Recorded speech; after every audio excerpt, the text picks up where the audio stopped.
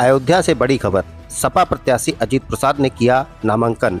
अजीत प्रसाद ने कहा, लड़ाई घर और बाहर वाले की है, जनता मुझे ही विधायक बनाएगी। खबर विस्तार से।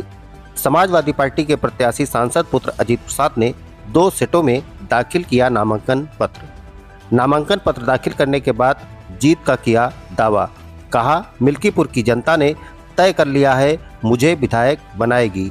लड़ाई घर और बाहर वाले की है, मैं मिल्कीपुर का रहने वाला हूं।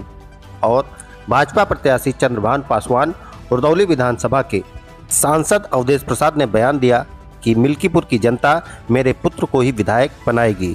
जिस तरह से अयोध्या की जनता ने मुझे सांसद बनाया, ठीक उसी तरह से मेरे पुत्र को मिल्कीपुर की जनता विधायक बनाएगी।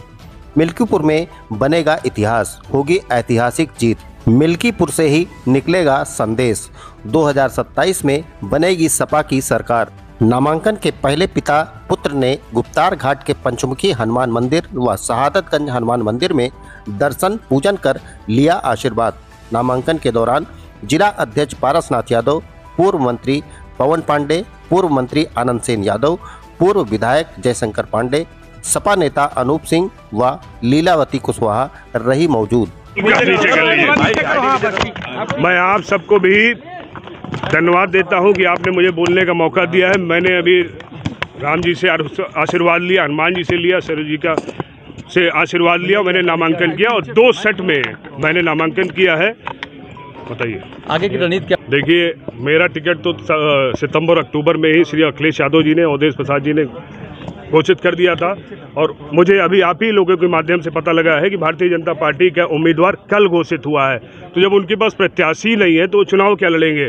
पूरी कैबिनेट उन्होंने उतार दी है, स्वयं मुख्यमंत्री ने भी प्रभार ले लिया है।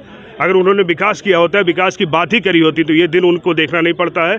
समाजवादी पार्टी बहुत बड़े अंतर से ये चुनाव जीतने जा रही है। चुनौती क्या देखते हैं आपकी? समाजवादी पार्टी की कोई चुनौती नहीं है। समाजवादी पार्टी विजय की तरफ है। अखिलेश यादव जी की साइकिल और रफ्तार से चल रही है। ये स्वर्गीय मित्र सेन जी की धरती है और यहाँ पे सिर्फ और सिर्फ साइकिल ही रफ्तार पकड़ेगी और तेजी से पकड़ती जाएगी। आपकी रहेगी जितने मेरे विधायक बनने से मैं रोजगार नहीं खत्म कर सकता हूं, लेकिन एक रास्ता जरूर खुलने जा रहा है। इस मिल्कीपुर उपचुनाव समाजवादी पार्टी जीतते ही ये रास्ता 27 का खुलेगा, जब इस प्रदेश के पुनः मुख्यमंत्री अखिलेश यादव जी होंगे।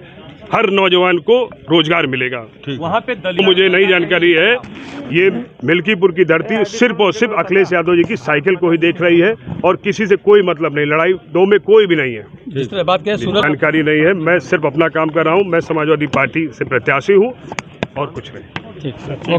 फिर यहाँ पे आपने नामांकन किया। हमारी तो आस्था है ना, आस्था है, जग जाहिर है। नई तो है नहीं, हमारे लिए नई तो है नहीं।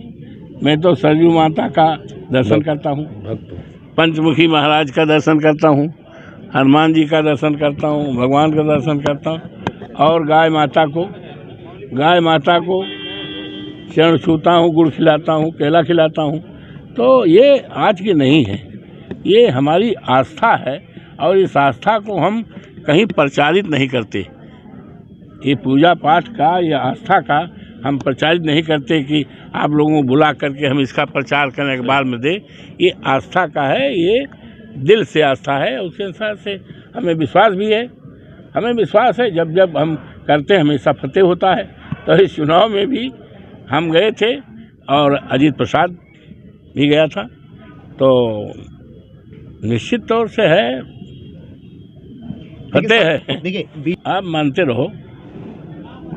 रहो, कोई टक्कर नहीं है, कोई टक्कर नहीं है। किसी गांव में चले जाओ, एक तरफा ही चुनाव है।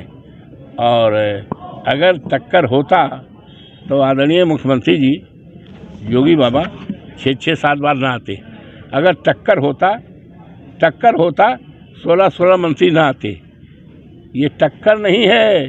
भारतीय जनता पार्टी भी मान गई है कि यहाँ चुनाव समाजवादी पार्टी जीत के इतिहास बनाएगी। जैसे अवधेश प्रसाद ने लोकसभा जीत करके देवतुल्य मतदाताओं की आशीर्वाद से, प्रभु श्री राम की कृपा से, हनुमान जी की कृपा से, सरयू माई की कृपा से और देवतुल्य मतदाताओं की कृपा से और हमारे नेता आदरणीय अखिलेश यादव जी की कृपा से, जैसे अवधेश प्रसाद आज पूरे देश और दुनिया में इनाम है, उसी तरह से इनाम होगा। धन्यवाद।